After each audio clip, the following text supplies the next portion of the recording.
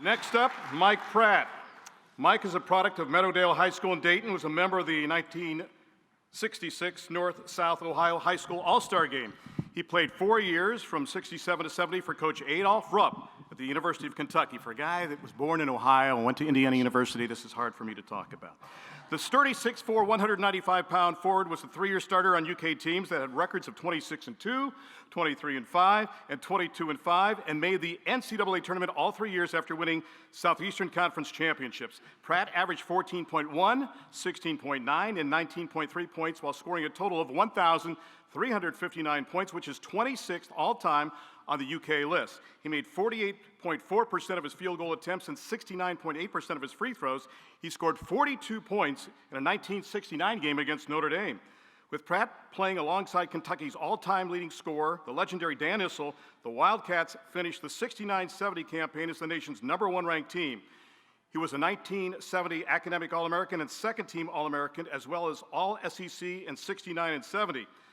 Pratt played 2 seasons for the Kentucky Colonels of the ABA and spent 3 years as an assistant coach Lee Rose at UNC Charlotte, which advanced to the NCAA Final Four in 1977. He succeeded Rose as head coach of the 49ers in '78 and coached them for 4 years.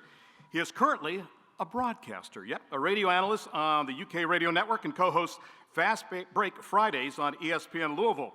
Mike was inducted into the UK Athletics Hall of Fame back in 2009 and the Kentucky Athletic Hall of Fame in 2010. He's a great guy. Mike Pratt, welcome to the Ohio Basketball Hall of Fame.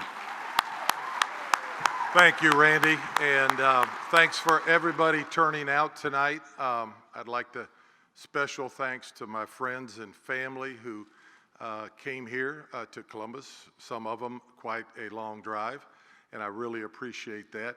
Got a chance to see some old friends since I've been here, guys that I either played against or coaches that I played against, and it is really terrific and a special evening, and I thank everybody involved with the Ohio Basketball Hall of Fame.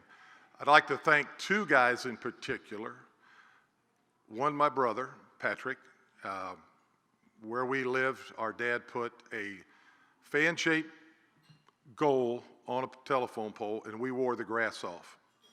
And we would shag for each other, we would guard each other, we would try to beat each other up. And of course, I was the older guy. It was a little easier. He's the younger brother, but he was very instrumental as I developed, supporting me, and played in those pickup games in the back were terrific. And one other fella, Craig Schutte from my neighborhood, and I say the neighborhood because that's exactly what it was, took me around to play ball, took me as I grew older and stronger to play on the playgrounds around Dayton, and that really helped me. Matter of fact, I think that those type of lessons that I learned on the playground, playing in the parks, because the gyms were closed, so you played outdoors. Great life lessons.